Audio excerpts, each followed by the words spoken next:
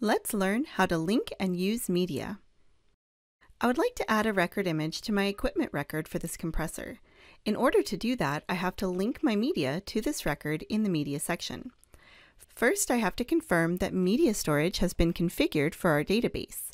I do that by navigating to Management Tools, General, Media Storage. MPulse offers the ability to set up media storage, but does not store media on our servers or within the customer's databases. Instead, we offer 3 different media storage options. FTP Server allows you to create a file on your network to store media locally. This would involve working with your internal IT department to define the location and enter the server information. Next is Cloud Storage through Amazon S3.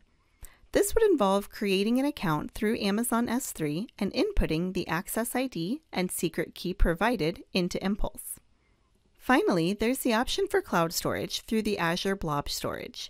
This service is provided by Microsoft and requires you to enter your account name and account access key into MPulse.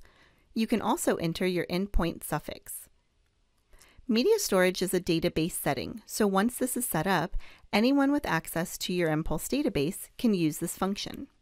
Now that media storage is set up, we can navigate back to the media section of the equipment records and click the chain link icon to link our media.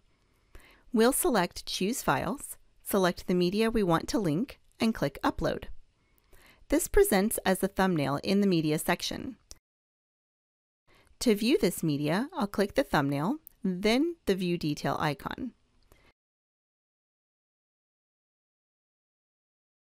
To add this media as our record image, I'll click the thumbnail, then the record image icon.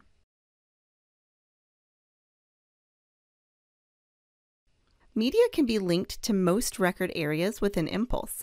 This includes maintenance task records and maintenance request records. The media linked in these record areas will follow over to the work orders.